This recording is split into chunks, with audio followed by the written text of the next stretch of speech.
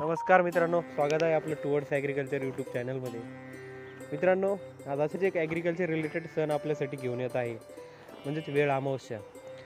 लातूर, उस्मानाबाद, सोलापूर, नांदेड आणि परळी अशा भागामध्ये हा सण साजरा केला जातो. वेळ अमावस्या म्हणजे पेरणीनंतर येणारी 7वी अमावस्या किंवा मग हिला मार्गशीर्ष अमावस्या असे सुद्धा म्हणतात. डिसेंबरच्या शेवटी किंवा जानेवारीच्या पहिल्या पंधरवड्यात येणारी ही अमावस्या असते. ही अमावस्या या भागामध्ये खूप महत्त्वाची ठरल्या जाते. या दिवशी पूर्ण शहरे वगैरे सगळे बंद असतात. इथली लोक पारंपरिक पद्धतीने गावाकडे जातात आणि गावाकडच्या लोकांसोबत साजरी करतात. वेळ अमावस्या म्हणजे मूळ कर्नाटकीमध्ये हिला वेल्लम असे म्हणतात. वेल्लम म्हणजे 7 महिन्यांनंतर येणारी, असं या भाषेचं, असं या सणांचं एक वेगळं वैशिष्ट्य. कर्नाटकच्या आजूबाजूला जितके पण मराठी मुलूक आहे त्यामध्ये ही साजरी केली जाते. तर या सणाला नेमकं गावामध्ये गावातील बायका पहाटे 3ला उठून स्वयंपाक करतात, कारण खूप सारा स्वयंपाक करावा लागतो.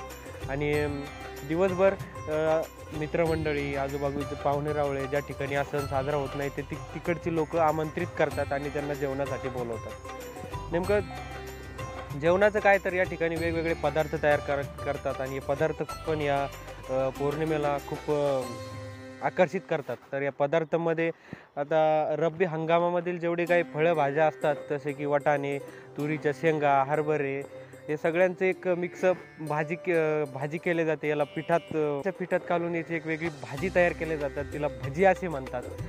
त्यानंतर मग खीर, बाजरीच्या भाकरी, ज्वारीच्या भाकरी, चपात्या आणि गोड पोळ्यासुद्धा केल्या जातात. या पोळ्यामध्ये तिळगुळाची पोळी आणि शेंगदाण्याची पोळी, त्यानंतर वरण भात आणि आंबील, हे दह्यापासून आंबील तयार केलं जातं. आंबील हे खूप महत्त्वाचं या ठिकाणी आहे.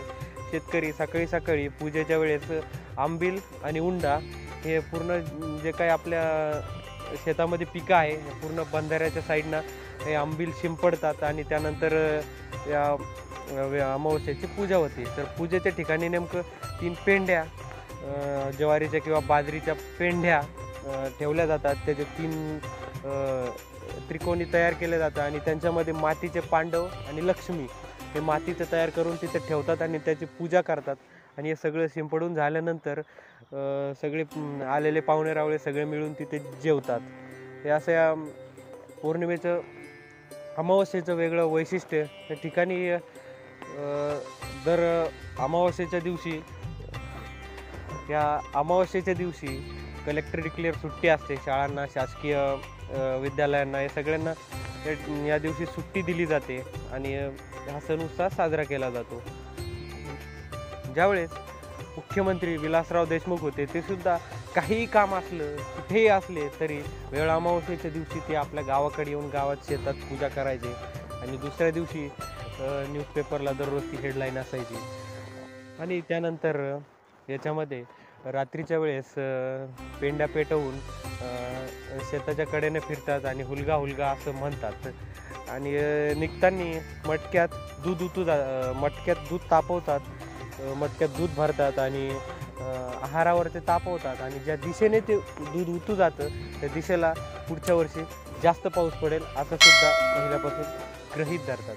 तर ही एक पारंपरिक अमावस्या तुम्हाला कशी वाटली कमेंट करून नक्की सांगा.